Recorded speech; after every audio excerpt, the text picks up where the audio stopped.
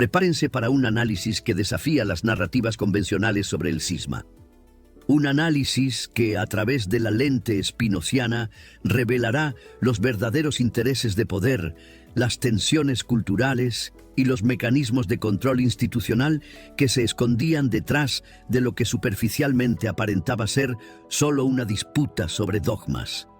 Para entender por qué la Iglesia cristiana se dividió en 1054, debemos remontarnos varios siglos atrás. La separación entre el cristianismo oriental y occidental no fue un evento súbito, sino un proceso gradual de alejamiento que comenzó incluso antes de que el cristianismo fuera legalizado por el emperador Constantino en el año 313. Pero concentrémonos en los factores fundamentales que crearon el escenario para el cisma. El legado del Imperio Romano. Cuando Constantino fundó Constantinopla como Nueva Roma en el año 330, estableció un centro de poder cristiano en Oriente que competiría con la antigua Roma. La división administrativa del imperio en 395 entre Imperio Romano de Occidente e Imperio Romano de Oriente, bizantino, consolidó dos esferas de influencia distintas. Mientras Roma caía ante los pueblos germánicos en 476, Constantinopla florecía como centro de cultura, comercio y esplendor imperial. Esta disparidad de experiencias históricas moldeó profundamente las sensibilidades religiosas de ambas regiones. En Oriente, el cristianismo se desarrolló en diálogo constante con la rica tradición filosófica griega. Los padres capadocios, Juan Crisóstomo y posteriormente Juan Damasceno, elaboraron una teología que enfatizaba el misterio divino y la apofasis, lo que no podemos conocer de Dios, la teosis o divinización como meta espiritual, una liturgia elaborada y simbólica, un enfoque místico y contemplativo. En Occidente, influenciado por San Agustín y el pragmatismo jurídico romano, el cristianismo desarrolló características distintivas. Un enfoque más racionalista y legalista. Énfasis en la doctrina del pecado original, una teología sistemática y precisa, una estructura eclesiástica centralizada. Estas diferencias, aunque complementarias en principio, crearon marcos conceptuales cada vez más divergentes. Con el tiempo, incluso el idioma se convirtió en barrera. El griego, lengua dominante en Oriente, fue siendo olvidado en Occidente, mientras que el latín nunca se arraigó profundamente en Bizancio. Esta barrera lingüística dificultaba el entendimiento mutuo. Como señalaría Spinoza siglos después, estas diferencias culturales demostraban que la religión siempre está moldeada por su contexto social e histórico, y que no existe una religión pura, independiente de las circunstancias humanas. Si hay un aspecto en el que el análisis spinociano resulta particularmente revelador, es en la comprensión de las estructuras de poder que subyacen a las instituciones religiosas. Para Spinoza, cualquier religión organizada tiende a desarrollar mecanismos de control y jerarquías que buscan perpetuar su autoridad. En Occidente, tras la caída del Imperio Romano, el papado fue asumiendo gradualmente no solo autoridad espiritual, sino también poder político. Figuras como el Papa Gregorio I, 590-604, y luego León III, 795-816, expandieron enormemente el poder papal. Un momento crucial fue la coronación de Carlomagno como emperador romano por parte del Papa León III en el año 800. Este acto simbolizaba una nueva relación. El Papa se presentaba como la autoridad que legitimaba el poder imperial. La doctrina de la primacía papal se fortaleció con los siglos, argumentando que el obispo de Roma, como sucesor de Pedro, tenía autoridad suprema sobre toda la Iglesia, incluyendo las iglesias orientales. En contraste, el cristianismo oriental nunca aceptó completamente esta visión centralizada. Para ellos, la autoridad última residía en los concilios ecuménicos donde los obispos colectivamente discernían la verdad. El patriarca de Constantinopla era considerado primus inter pares, primero entre iguales, junto a los otros patriarcas antiguos de Alejandría, Antioquía y Jerusalén. La presencia constante del emperador bizantino en Constantinopla también creó un modelo diferente de relaciones iglesia-estado. donde el emperador ejercía considerable influencia en asuntos eclesiásticos, cesaropapismo, pero sin la pretensión papal de autoridad universal. Las tensiones se intensificaron cuando Roma comenzó a interferir en territorios tradicionalmente bajo influencia bizantina, como el sur de Italia, Iliria, los Balcanes y Bulgaria. Cada intromisión generaba fricción y alimentaba el resentimiento mutuo. Un episodio particularmente tenso fue la controversia fotiana del siglo IX, cuando el Papa Nicolás I intentó deslegitimar al patriarca Focio de Constantinopla, lo que provocó un cisma temporal y un intercambio de excomuniones que prefiguraba el cisma definitivo de 1054. Spinoza vería en estos conflictos jurisdiccionales no tanto un desacuerdo teológico, sino una lucha por el poder institucional disfrazada de disputa doctrinal. Como escribió en su Tratado Teológico-Político, los que poseen el poder soberano no son los campeones de la piedad, sino sus amos. Para Spinoza, la pretensión de cualquier institución religiosa de poseer autoridad absoluta era fundamentalmente problemática. Él argumentaría que la verdadera religión debería liberar las mentes, no someterlas a estructuras jerárquicas que buscan perpetuar su poder. Para Spinoza, los dogmas religiosos rara vez son simples afirmaciones teológicas. Con frecuencia, funcionan como instrumentos para consolidar identidades grupales, establecer fronteras entre nosotros y ellos, y justificar estructuras de autoridad. El caso del filioque es un ejemplo paradigmático de cómo un detalle doctrinal, aparentemente arcano, puede convertirse en la bandera de divisiones mucho más profundas. ¿Qué era el filioque? El término filioque significa literalmente «y del hijo» en latín. Se refiere a una adición que la Iglesia Occidental hizo al credo niceno-constantinopolitano, que originalmente afirmaba que el Espíritu Santo procede del Padre. La versión occidental modificó esta frase para indicar que el Espíritu Santo procede del Padre y del Hijo. Esta modificación, que parece un detalle menor, tenía implicaciones teológicas significativas sobre la comprensión de la Trinidad y la relación entre las tres personas divinas. La cláusula filioque apareció por primera vez en España en el siglo VI, como respuesta al arrianismo visigodo que negaba la plena divinidad de Cristo. Añadir «y del Hijo» reforzaba la igualdad divina entre el Padre y el Hijo. Gradualmente, esta adición se extendió por toda Europa occidental, siendo adoptada oficialmente por el Imperio Carolingio en el siglo IX. El Papa León III, aunque aceptaba la doctrina expresada por el filioque, todavía se resistía a alteración del credo, llegando incluso a hacer grabar el credo original sin el filioque en placas de plata para la Basílica de San Pedro. Sin embargo, en 1014, el Papa Benedicto VIII finalmente cedió a la presión del emperador Enrique II e incorporó el filioque en la liturgia romana, haciendo oficial la modificación del credo.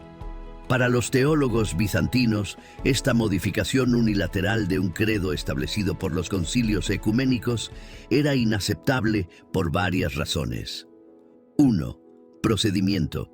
Ningún concilio ecuménico había autorizado esta modificación. Para ellos, solo un concilio con representación universal podía alterar el credo. 2. Teología.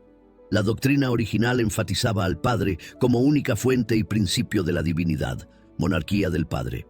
El filioque parecía sugerir dos principios en la Trinidad. 3. Jurisdicción. La modificación representaba la imposición de la autoridad papal por encima de los concilios ecuménicos, un precedente peligroso para la eclesiología oriental. Spinoza, con su aguda capacidad para detectar los usos políticos de la teología, vería en esta controversia un ejemplo perfecto de cómo las doctrinas religiosas se convierten en marcadores de identidad y herramientas de poder. En su Tratado Teológico-Político, Spinoza argumenta que las disputas dogmáticas raramente son motivadas por un genuino deseo de verdad, sino por el afán de control. Los hombres no luchan por nada con tanta obstinación como por defender opiniones que creen absolutamente verdaderas. Para Spinoza, el proceso por el cual una sutil distinción teológica se convierte en causa de división revela el carácter profundamente humano y político de las instituciones religiosas. Lo que realmente estaba en juego con el filioque no era solo una interpretación teológica, sino, una lucha por la autonomía cultural entre Oriente y Occidente. 2. Un conflicto sobre quién tenía autoridad para definir la doctrina. 3.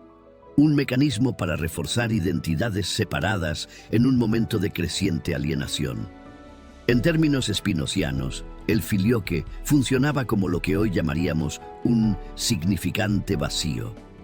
Un símbolo que condensaba múltiples tensiones políticas, culturales e institucionales bajo la apariencia de una disputa puramente teológica. El cisma de 1054, un punto de no retorno. Aunque las tensiones entre Roma y Constantinopla se habían acumulado durante siglos, el evento conocido como el Gran Cisma se produjo en un momento específico, el año 1054. Este episodio dramático ilustra perfectamente cómo, bajo la superficie de argumentos teológicos, operaban fuerzas políticas y personalidades en conflicto. Los protagonistas del drama en el escenario occidental. Papa León IX, un pontífice reformista determinado a fortalecer la autoridad papal. Cardenal Humberto de Silva Cándida, legado papal intransigente y figura clave en la confrontación. En el escenario oriental, Patriarca Miguel Cerulario, un líder eclesiástico nacionalista decidido a preservar la autonomía bizantina. Emperador Constantino IX Monómaco, interesado en mantener buenas relaciones con Roma por razones políticas y militares. La secuencia de eventos. La crisis comenzó por razones aparentemente triviales. En 1053, el patriarca Cerulario ordenó cerrar las iglesias latinas en Constantinopla que usaban pan sin levadura ácimo en la Eucaristía, una práctica occidental que difería de la tradición oriental de usar pan fermentado. El Papa León IX envió una delegación liderada por el cardenal Humberto para resolver el conflicto. Sin embargo, la embajada estuvo marcada por la incomprensión mutua. Humberto era un teólogo agresivo que despreciaba las tradiciones orientales. Cerulario se negó a reconocer a los legados como representantes legítimos del Papa. Cuando llegaron a Constantinopla, el Papa León IX ya había muerto, cuestionando la validez de su misión. Tras semanas de tensión, el 16 de julio de 1054, los legados papales depositaron una bula de excomunión contra el patriarca Cerulario en el altar de la Catedral de Santa Sofía durante la liturgia. Como respuesta, Cerulario reunió un sínodo que excomulgó a los legados, aunque no al Papa o a toda la Iglesia occidental. Consecuencias inmediatas y a largo plazo. Curiosamente, en su momento, este intercambio de excomuniones no fue percibido como un cisma definitivo. Las relaciones entre algunas iglesias orientales y occidentales continuaron durante décadas. Sin embargo, varios factores profundizaron gradualmente la división. 1. Las cruzadas, desde 1095, exacerbaron las tensiones, especialmente el saqueo de Constantinopla por cruzados en 1204. 2. La latinización forzada de territorios ortodoxos bajo control occidental. 3. La memoria colectiva del cisma, que se fue dramatizando con el tiempo. 4. El desarrollo de tradiciones teológicas y litúrgicas cada vez más divergentes. La perspectiva spinoziana.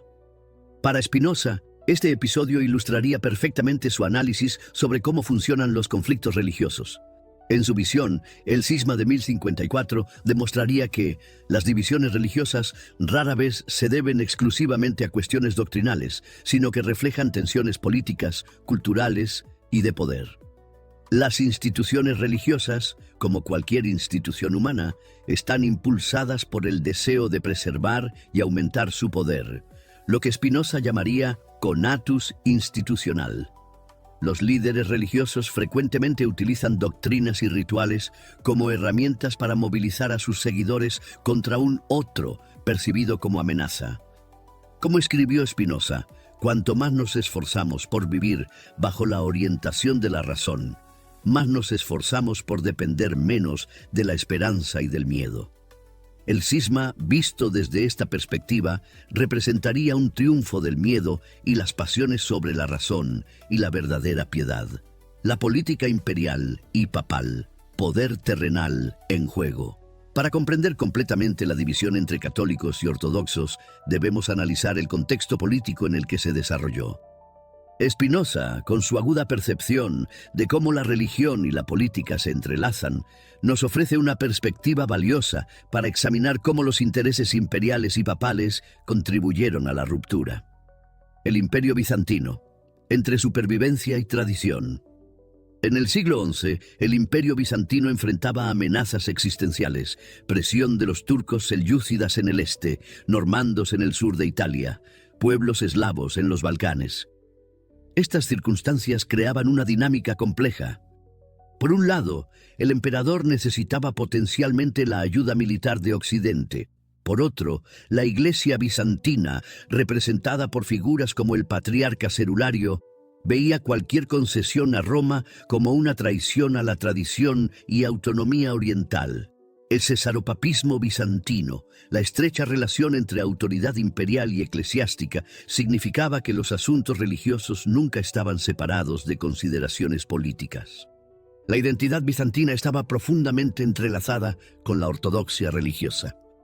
El papado y su proyecto de supremacía. Mientras tanto, en Occidente, el papado estaba embarcado en lo que los historiadores llaman la Reforma Gregoriana, un movimiento que buscaba: 1. Liberar a la Iglesia del control de los poderes seculares. 2. Centralizar la autoridad eclesiástica en Roma. 3. Establecer al Papa como la máxima autoridad en la cristiandad. Este proyecto de reforma, que tomaría su nombre del Papa Gregorio VII, 1073-1085, ya estaba en marcha durante el pontificado de León IX. La insistencia en la primacía romana no era negociable para los reformadores papales, y cualquier resistencia a esta visión era vista como una amenaza a la unidad cristiana según la concebían. Intereses territoriales en conflicto. Las tensiones teológicas se entrelazaban con disputas territoriales concretas. Sur de Italia, una región históricamente bizantina que estaba siendo conquistada por los normandos, aliados del papado. Los Balcanes, un área donde las misiones católicas y ortodoxas competían por influencia. Jurisdicción sobre nuevos territorios cristianizados, como en el caso de la conversión de los eslavos por Cirilo y Metodio, que generó conflictos jurisdiccionales. El análisis de Spinoza, religión como instrumento político. Spinoza, en su tratado teológico-político, desarrolla una crítica penetrante de cómo la religión se convierte en instrumento de poder político.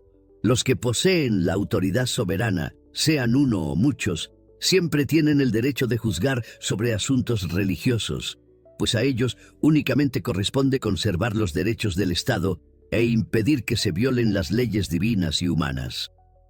Para Spinoza, esta instrumentalización política de lo religioso era inevitable, mientras las instituciones religiosas buscaran poder terrenal. El cisma entre Oriente y Occidente ejemplificaría perfectamente su análisis. 1. Ambas partes usaban argumentos teológicos para justificar posiciones políticas. 2. Las doctrinas religiosas servían como marcadores de identidad cultural y política. 3. Los líderes religiosos actuaban como agentes de intereses estatales. En términos spinozianos, tanto el Papa como el Patriarca estaban atrapados en el ciclo de pasiones, ambición, miedo, orgullo nacional, que inevitablemente surge cuando la religión se fusiona con el poder político. Diferencias culturales y sociales, dos mundos cristianos.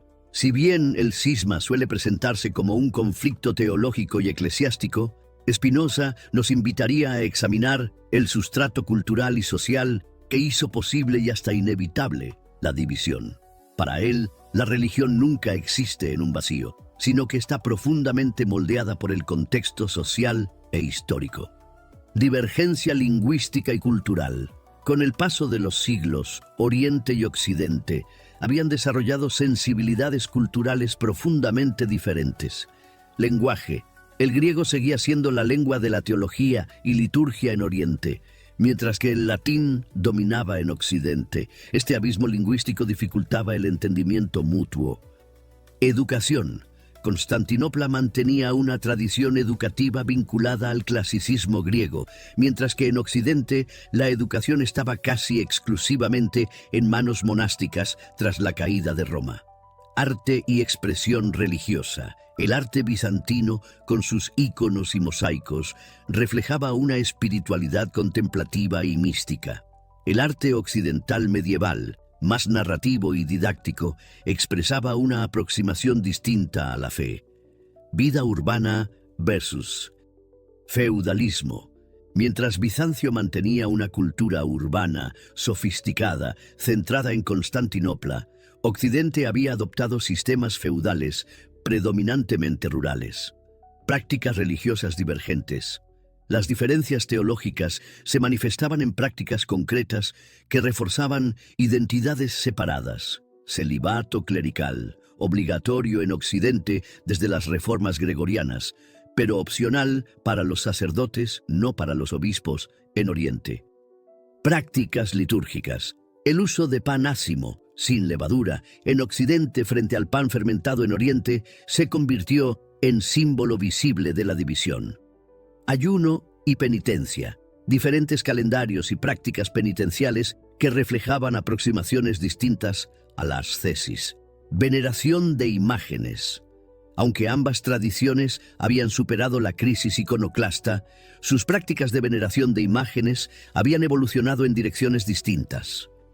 El análisis spinoziano de la religión como fenómeno cultural para Spinoza, estas diferencias culturales no eran simplemente el contexto del cisma, sino una parte esencial de su explicación. En el Tratado Teológico Político, Spinoza desarrolla una comprensión pionera de cómo la religión está inevitablemente condicionada por su contexto.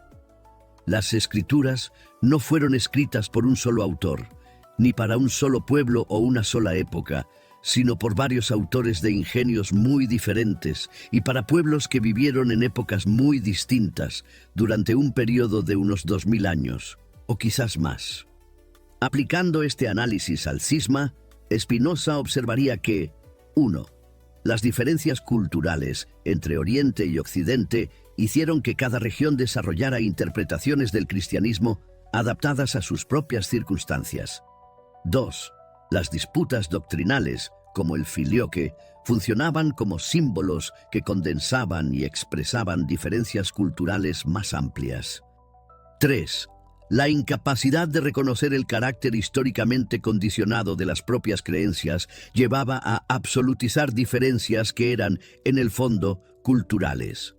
Para Spinoza, esto demostraría su tesis de que las religiones siempre evolucionan en respuesta a necesidades sociales e históricas específicas, y que los conflictos religiosos suelen ser expresiones de tensiones culturales y sociales más profundas. Las cruzadas, la profundización del cisma. Si el año 1054 marcó la ruptura formal entre Oriente y Occidente, fueron las cruzadas las que transformaron un conflicto eclesiástico en un abismo aparentemente insuperable. El análisis spinoziano de estos eventos revelaría cómo la mezcla de religión, violencia y poder político puede envenenar las relaciones entre comunidades de fe. La Primera Cruzada. Ambivalencia inicial. Cuando el Papa Urbano II convocó la Primera Cruzada en 1095, lo hizo en parte respondiendo a una petición de ayuda del emperador bizantino Alejo I Comneno contra los turcos selyúcidas.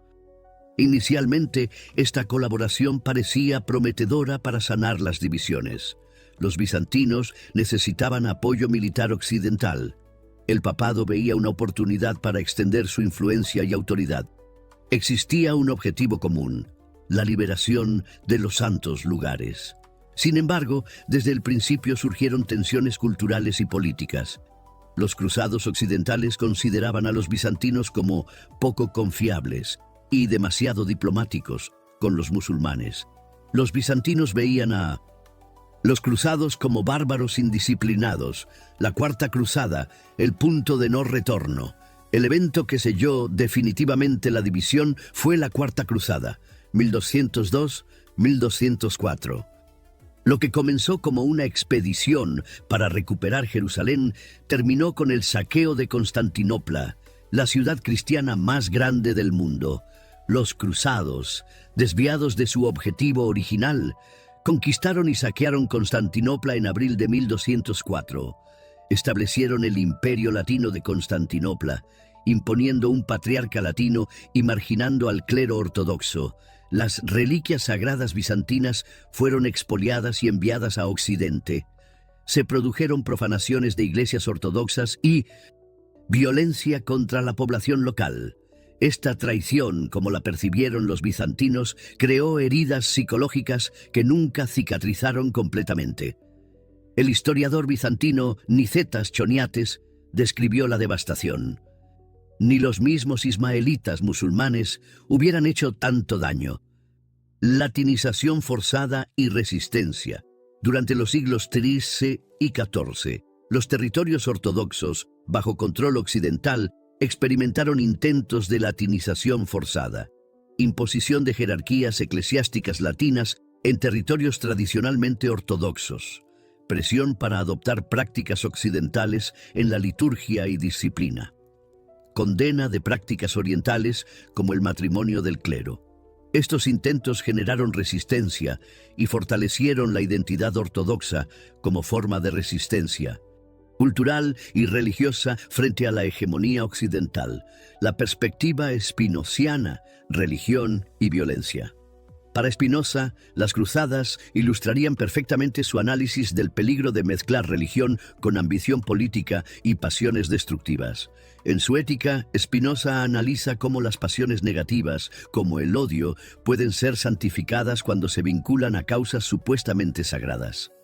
El odio aumenta cuando es recíproco y puede, por el contrario, ser destruido por el amor. Aplicando el análisis spinoziano a las cruzadas, podríamos observar 1. Instrumentalización de la fe. La religión se convirtió en herramienta para movilizar fuerzas militares al servicio de objetivos políticos. 2. Ciclo de odio recíproco. Cada acto de violencia generaba retaliación y profundizaba la desconfianza mutua. 3. Justificación teológica de la violencia. Ambos bandos desarrollaron teologías que legitimaban la hostilidad hacia el otro.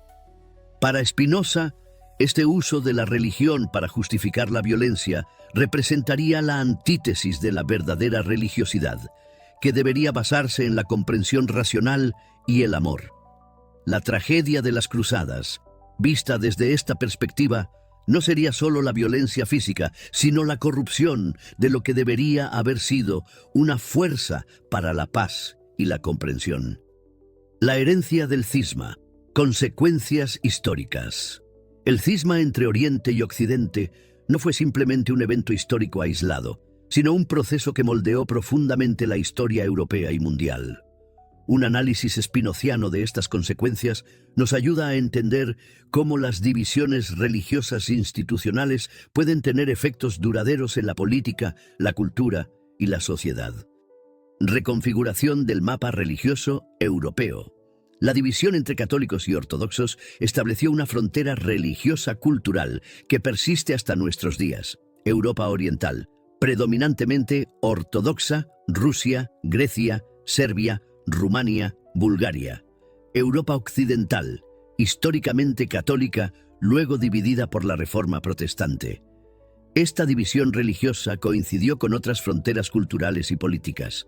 La frontera entre los alfabetos latino y cirílico, diferentes tradiciones jurídicas, derecho romano versus bizantino, distintos modelos de relación Iglesia-Estado, consecuencias para Bizancio y el mundo ortodoxo. Para el Imperio Bizantino, el cisma tuvo consecuencias trágicas: aislamiento diplomático frente a potencias occidentales, debilitamiento progresivo que culminó en la caída de Constantinopla ante los otomanos en 1453, desarrollo de una autocomprensión ortodoxa que enfatizaba la preservación de la tradición frente a la innovación occidental. Tras la caída de Constantinopla, Moscú se proclamó la Tercera Roma, heredera de la tradición bizantina y defensora de la ortodoxia, configurando así el destino histórico de Rusia. Impacto en la trayectoria del catolicismo. Para la Iglesia Católica Romana, el cisma también tuvo profundas consecuencias. Consolidación de un modelo centralizado de autoridad papal, mayor énfasis en la uniformidad doctrinal y litúrgica, desarrollo de un marco legal canónico altamente sistemático, orientación predominante hacia el norte y oeste de Europa. Estos factores influirían en el desarrollo posterior del catolicismo, incluyendo su respuesta a la Reforma protestante siglos después. Tensiones político-religiosas hasta la actualidad. Las divisiones establecidas por el cisma continúan manifestándose en conflictos contemporáneos. Ucrania. Tensiones entre la Iglesia Ortodoxa alineada con Moscú y la Iglesia Ortodoxa autocéfala ucraniana, reflejando divisiones políticas más amplias. Balcanes. Las identidades católica y ortodoxa han sido factores en conflictos étnicos. Croatas católicos versus serbios ortodoxos. Europa oriental postsoviética.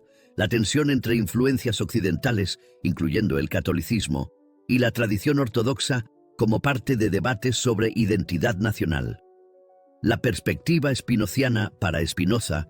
Estas consecuencias históricas confirmarían su análisis de cómo las instituciones religiosas, una vez establecidas, tienden a perpetuarse y a moldear la identidad de comunidades enteras.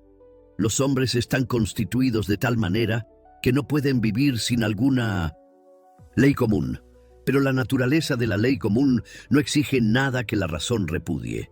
Por eso deben ser establecidas por la razón las leyes de un Estado bien ordenado.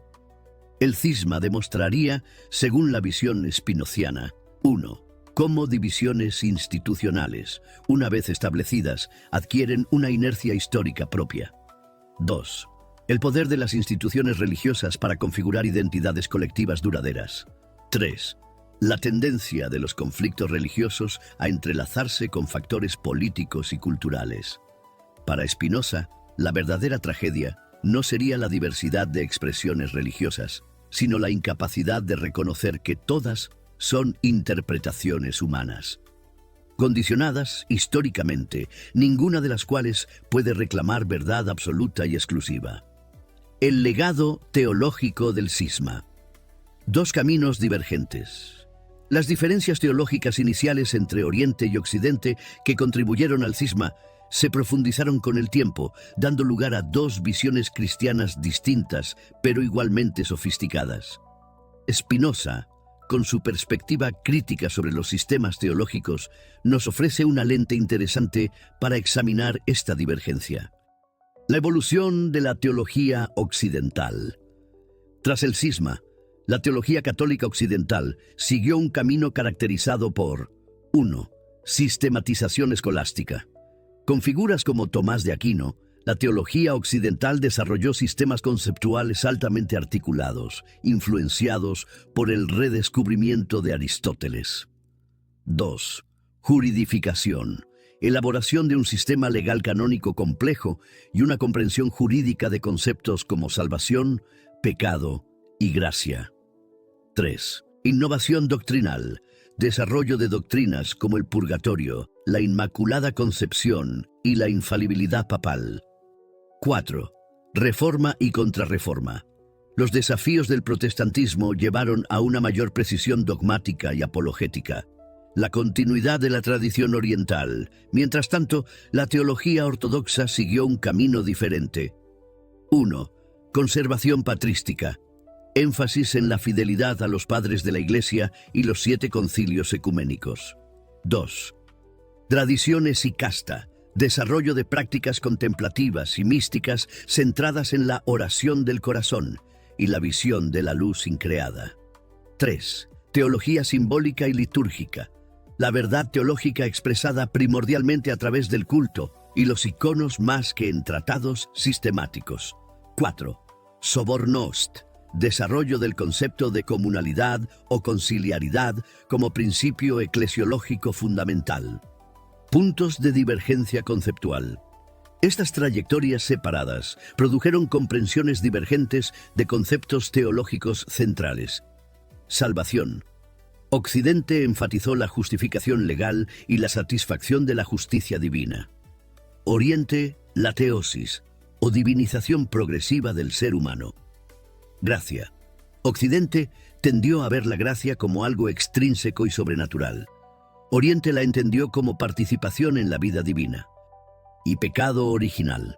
Occidente desarrolló una comprensión más jurídica de la culpabilidad heredada. Oriente enfatizó las consecuencias existenciales de la enfermedad del pecado. Sacramentos. Aunque ambas tradiciones mantuvieron 7 sacramentos, desarrollaron comprensiones teológicas y prácticas distintas de estos. La crítica spinociana a los sistemas teológicos Spinoza, que criticaba todos los sistemas teológicos dogmáticos, podría ofrecernos una perspectiva única sobre esta divergencia. En su Ética escribe: los hombres se equivocan al creerse libres, opinión que obedece al solo hecho de que son conscientes de sus acciones e ignorantes de las causas que las determinan. Aplicando esta crítica a las tradiciones teológicas, Spinoza observaría: 1. Condicionamiento histórico.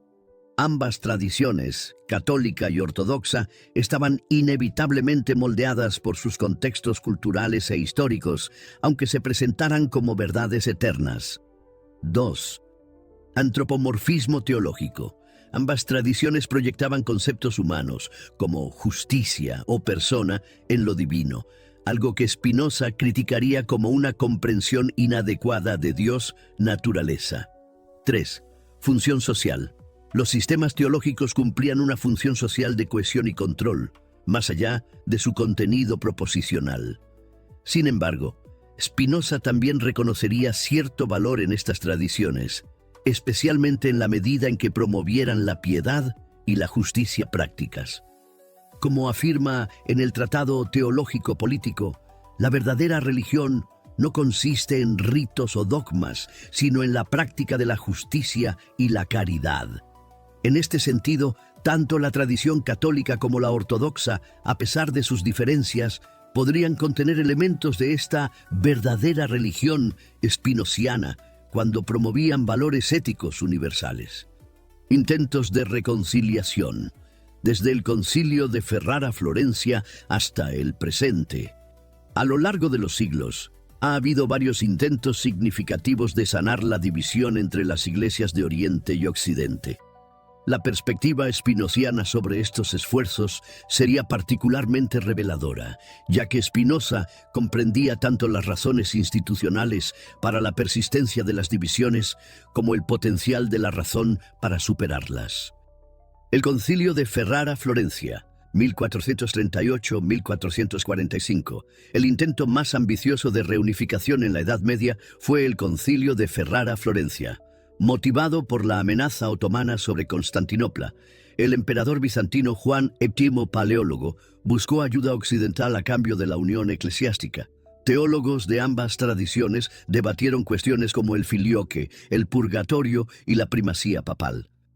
En 1439 se firmó un acuerdo de unión que hacía concesiones teológicas a Occidente mientras preservaba los ritos orientales. Sin embargo, este acuerdo fracasó por varias razones. Fue percibido en Oriente como una capitulación impuesta por necesidades políticas. La población y el bajo clero bizantinos lo rechazaron con el lema: mejor el turbante turco que la mitra latina. La prometida ayuda militar occidental contra los otomanos nunca se materializó adecuadamente. La era moderna, del proselitismo al diálogo. Tras la caída de Constantinopla en 1453, la relación entre católicos y ortodoxos pasó por diversas fases. Uniatismo, creación de iglesias católicas de rito oriental que aceptaban la autoridad papal mientras mantenían liturgias y costumbres orientales. Siglos XVI-XVIII. Competencia misionera. Tanto católicos como ortodoxos compitieron por influencia en nuevos territorios. Primeros diálogos ecuménicos, a principios del siglo XX, con el movimiento ecuménico moderno. El Concilio Vaticano II, y sus consecuencias. Un punto de inflexión significativo fue el Concilio Vaticano II, 1962-1965, que abrió el camino para un nuevo enfoque católico hacia los ortodoxos. Reconocimiento de la validez de los sacramentos ortodoxos. Abandono del proselitismo como estrategia, adopción del concepto de iglesias hermanas para describir la relación católico-ortodoxa. El gesto simbólico más importante fue el encuentro entre el Papa Pablo VI y el patriarca ecuménico Atenágoras en 1900.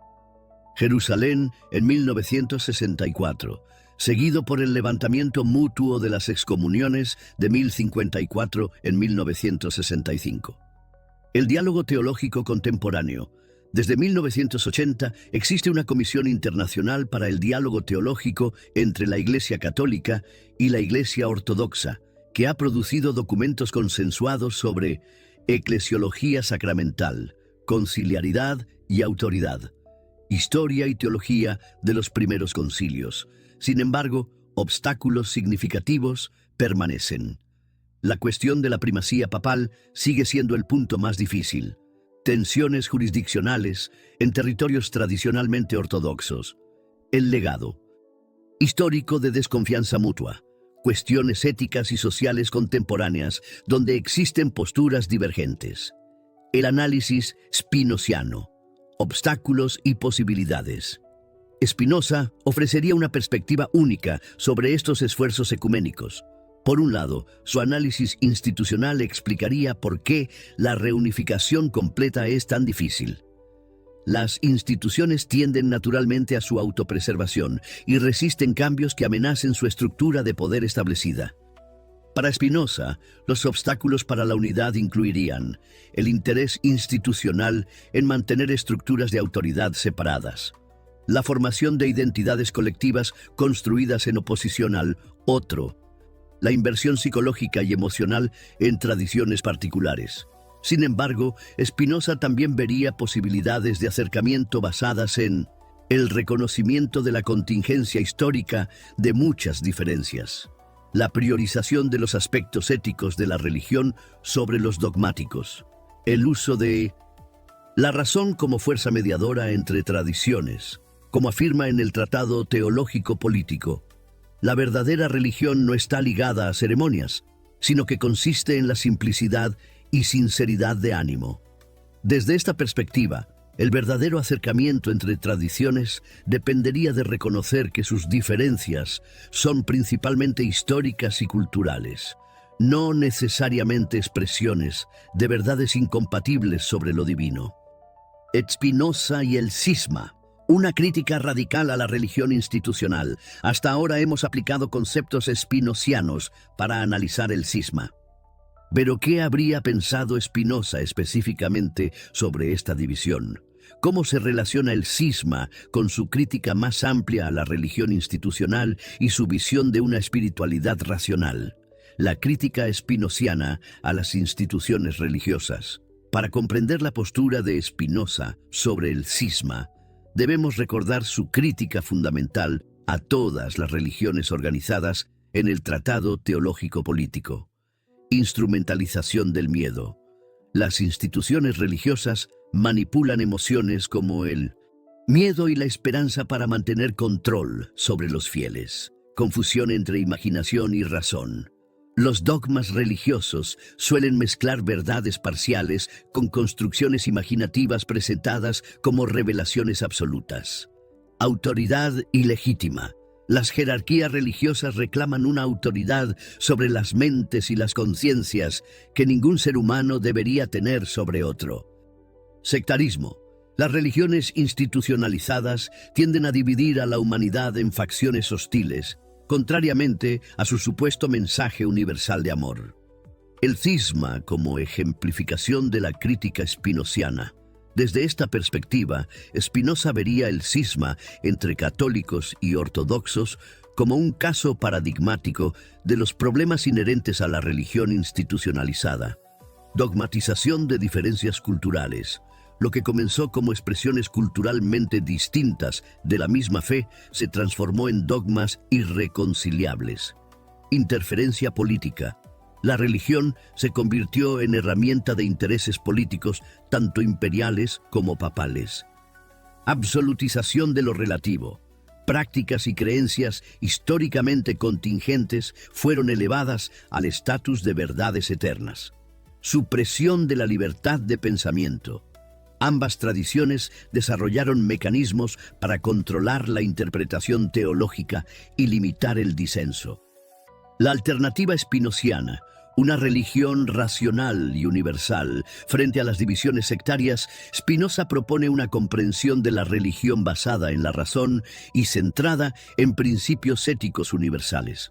La verdadera religión está inscrita en el corazón humano, es decir, en la mente humana, y esa es la verdadera escritura de Dios que Él mismo ha sellado con su imagen. Esta religión universal, spinociana, se caracterizaría por prioridad de la ética sobre el dogma. La verdadera piedad se manifiesta en acciones justas y amorosas, no en la adhesión a creencias específicas. Uso de la razón crítica.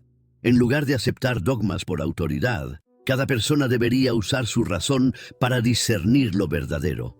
Libertad de pensamiento.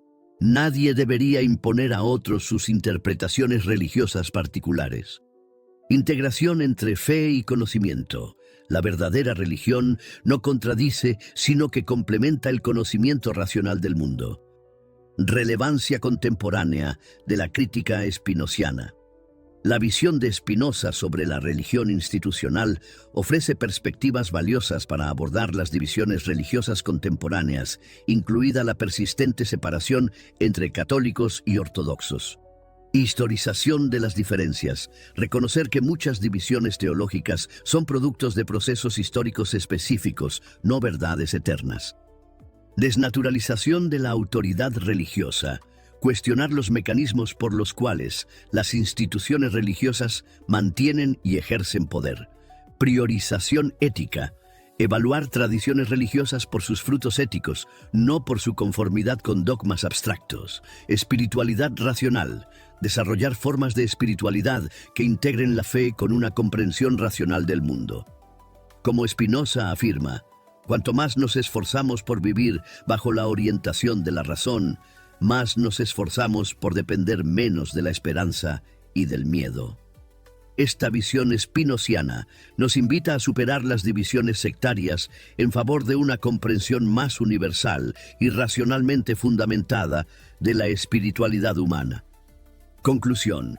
Lecciones del cisma a la luz de Spinoza. Al concluir nuestro análisis del gran cisma entre las iglesias católica y ortodoxa desde la perspectiva de Baruch Spinoza, podemos extraer importantes lecciones tanto históricas como filosóficas que siguen siendo relevantes en nuestro mundo contemporáneo. Resumen de los factores del cisma.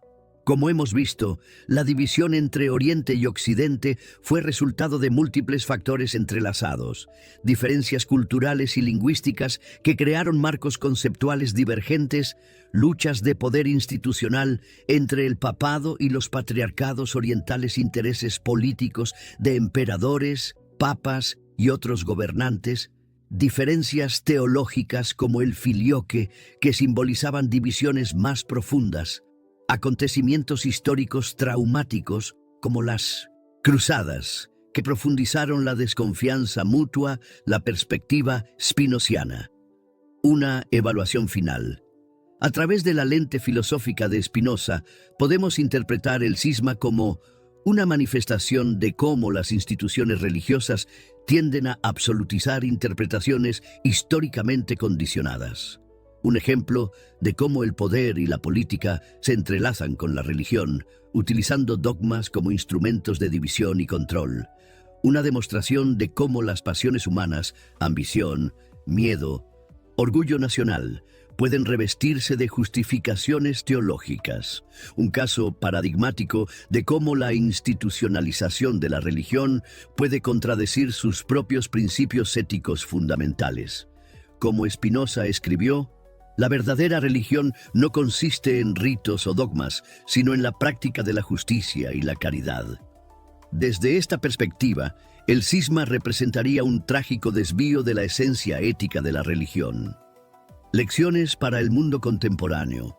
La historia del cisma, iluminada por el análisis spinoziano, ofrece importantes lecciones para nuestro tiempo sobre el sectarismo religioso, la facilidad con que diferencias teológicas pueden convertirse en marcadores de identidad excluyentes, nos advierte sobre los peligros del sectarismo contemporáneo. Sobre las relaciones entre religión y política, el uso de la religión como herramienta política sigue siendo una tentación constante que requiere vigilancia crítica. Sobre el diálogo interreligioso, un verdadero diálogo requiere reconocer la contingencia histórica de nuestras propias tradiciones y encontrar un terreno común en principios éticos universales. Sobre la libertad de pensamiento, la historia de divisiones dogmáticas subraya la importancia de defender la libertad de conciencia y pensamiento en asuntos religiosos. Una visión alternativa, la religión universal de Spinoza. Frente a las divisiones que el cisma ejemplifica, Spinoza ofrece una visión alternativa de religión como una orientación ética universal más que un conjunto de dogmas particulares. Una búsqueda racional de la verdad, guiada por el amor a Dios, naturaleza, una fuente de comunión humana en lugar de división, una práctica de libertad intelectual y espiritual, más que de sumisión a autoridades externas. Reflexión final. Más allá de las divisiones. Para Spinoza, la verdadera superación de divisiones como el cisma no consistiría en un mero compromiso institucional o en nuevas formulaciones dogmáticas, sino en una transformación más profunda de nuestra comprensión de la religión misma. Como afirma en la Ética, quien ama a Dios no puede esforzarse en que Dios le ame a él en reciprocidad. Esta visión desinteresada del amor divino apunta hacia una espiritualidad que trasciende las fronteras institucionales y las identidades sectarias. Quizás la lección más profunda que Spinoza extraería del cisma sería que la verdadera unidad religiosa no se encuentra en la uniformidad institucional o dogmática, sino en el reconocimiento común de que, como escribe en la Ética, sentimos y experimentamos que somos eternos. Esta experiencia fundamental de lo eterno, según Spinoza, está al alcance de todos los seres humanos, más allá de las divisiones históricas que nos separan. En un mundo todavía marcado por conflictos religiosos y sectarios, la visión spinoziana nos invita a buscar una comprensión más profunda, racional y universal de nuestra experiencia espiritual compartida, más allá de los dogmas y las instituciones que tan frecuentemente nos dividen. Preguntas para reflexionar. ¿Crees que Spinoza habría sido católico, ortodoxo o ninguno de los dos? ¿Por qué? ¿Qué aspectos de la crítica spinoziana a la religión institucional te parecen más relevantes para entender los conflictos religiosos contemporáneos? Si aplicáramos el análisis de Spinoza sobre el cisma a otras divisiones religiosas, como la Reforma Protestante o las divisiones dentro del Islam, ¿qué patrones similares podríamos encontrar? ¿Es posible reconciliar la visión spinoziana de Mindausintus, una religión racional y universal, con el valor de tradiciones particulares como la católica y la ortodoxa? ¿Hasta qué punto las divisiones religiosas históricas como el cisma siguen influyendo en la geopolítica y los conflictos contemporáneos? Gracias por acompañarnos en este análisis filosófico e histórico. Si el video te ha resultado interesante, no olvides suscribirte y compartir tus reflexiones en los comentarios. Hasta el próximo episodio.